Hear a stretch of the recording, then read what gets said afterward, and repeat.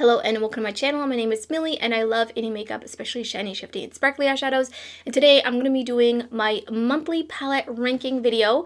So this was inspired by Annette from Annette's Makeup Corner. She came up with this brilliant idea of ranking her last 10 palettes or monthly palette. So of course I'm going to be linking her channel down below in the description box. And I'm going to be ranking some palettes that I tried in the month of March. I can't believe it's already March and I just feel like before I know it, I'm already filming a palette ranking video. We have quite a few palettes to go through. I'm actually a little bit surprised. So in 7th place is the Natasha Diona pastel palette. Love the packaging, really beautiful. I did rearrange mine actually. I saw this on Instagram. I don't remember the person who came up with this idea, but I will put it up on the screen. I actually did a TikTok where I rearranged the palette if you're interested in seeing exactly how I did it. But I definitely feel like this is way more pleasing and it makes me want to use it this way. So this is a $65 palette, so it is not the larger palette, which I think is smart because the previous palette, which was a really colorful palette, which was a Circo del Loco, I think, or Circo Loco, and that one was the larger palette, which I just feel like for Natasha's audience doesn't really make sense. But I digress. If you saw my video, you just kind of know how I feel about this palette.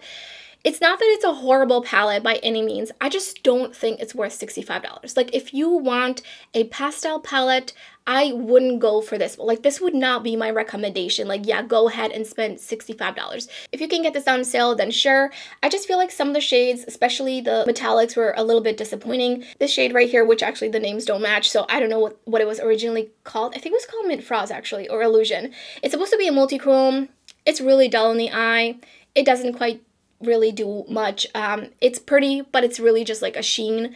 It's very, very satin-like. I really like these slightly more like almost texture looking metallics that they just basically had more sparkle. They weren't really textured. And those are really like shades right here. This shade right here, which is a dual chrome, it was again like it was okay. I just have so many better purpley, pinky, bluey dual chromes at this point. Also, I thought it was really strange that there's actually 3 shades in this palette that are repeats from the Tropic palette.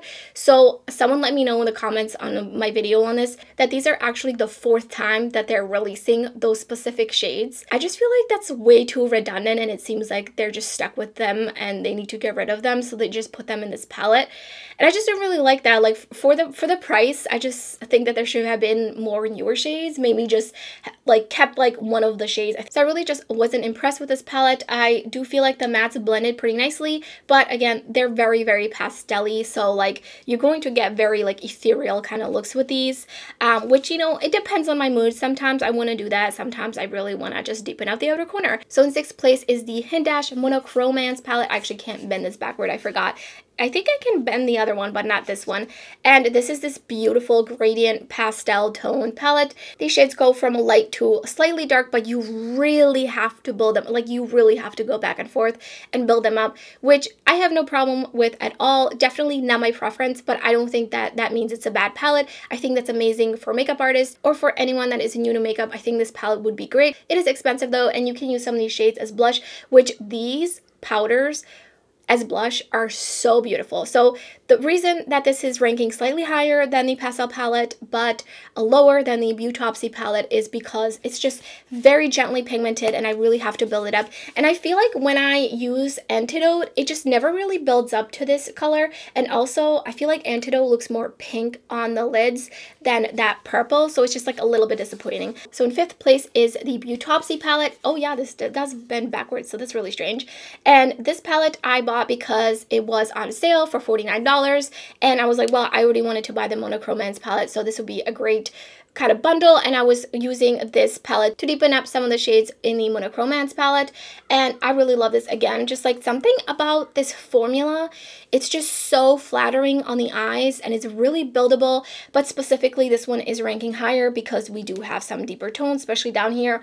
This red right here, gorgeous, like gorgeous. And these just layer so beautifully. I've done like 2 looks now using the red and the black and the brown down here. They just layer so smoothly and they look really smooth. They don't accentuate any skin texture. You know, some mattes can do that a little bit, especially also depending on the primer. But in 4th place, I'm actually going to be grouping these 2 palettes together, and those are the new Kaleidos Quad palettes. So there's a smoky quad and you have nice like variety of depth and then this beautiful sparkly shimmer. Like, The shimmer is just so beautiful. And the reason these are ranking higher, because this formula is a little bit more up my alley. I really like to be able to deepen up the outer corner, and the sparkle in here is so beautiful. I really, really hope that Kaleidos comes out with more palettes with this kind of shimmer formula, because it is stunning. And these blended so nicely, so effortlessly. Love the packaging. I mean, it's just so beautiful. I really feel like these might be great for travel if you just want some really simple, neutral kind of eyeshadows that work really, really well.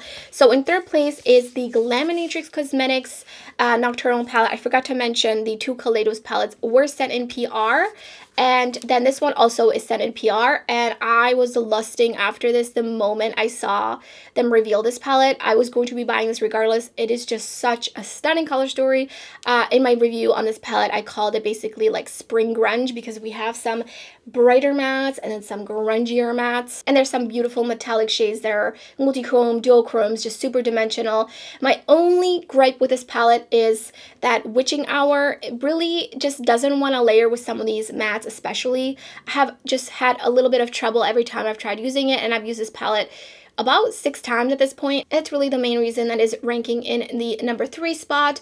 I had no other issues with other shades. Like, they're really beautiful. Shadow layered beautifully to deepen out. I love that it's in here, and the shimmers are really nice as well. They're not like my most favorite formula of metallics, but they're really, really nice. I do love, love Milky Way. In second place is the Druid palette from a new brand that just launched, and that is Fantasy Cosmetica. And this is just a beautiful 9-pan color story, very, very grungy. We've got some beautiful shimmers. After I posted this video, I did realize that there's actually some dupes that I have in my collection for these 2 shades that I did not include in the swatch comparison part of that video. Someone on Instagram, I believe it was Makeup Perspective, I will put their information up on the screen, pointed out some shades from other brands like Glam Shop, Bernovich, and I believe Devinah that dupe these. So I will put those in the description box so that you have that point of reference. Unfortunately, it's not in the video, but I will put it in the description box or in a pinned comment so that you know.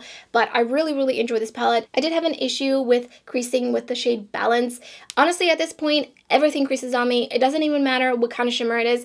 Everything just seems to be creasing on me no matter what I do, no matter what primer I use. It just really depends, and sometimes things don't crease on me that I would think that would crease on me. So it's just really out of my control at this point. I think there's just a lot of different moving pieces, such as like the formulation, the primer, could be hormones, could be like skincare leftover, or etc. Like, I just feel like sometimes my lids are more oily than other times, so that doesn't bother me too much. I would probably only use like very little bit of it, and probably just put it kind of like right against my lash line versus somewhere in the crease or on the inner corner. The mattes are really nice, and I'm really, really excited to see what this brand has in store next. And in first place is the Adept and Heather Austin collaboration palette.